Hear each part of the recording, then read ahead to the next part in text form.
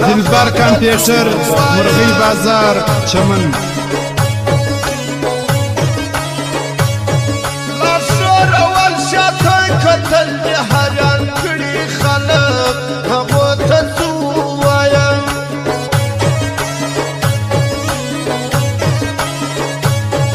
جانانه ستا د بېلتانه پت وهلي یمه نو ته راځې او که نه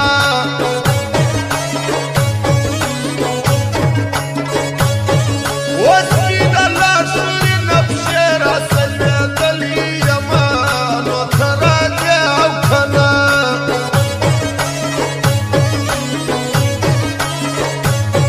په ماشومتوب کې چې زما بش کې اذان کړی دي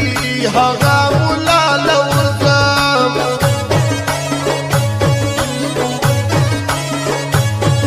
چې لاره ښیه اوس مې ژوند راته جانان ورکړي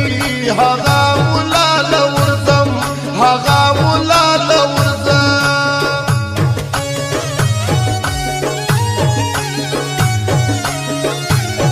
او فرمایشته نور احمد موبایل سنټر والا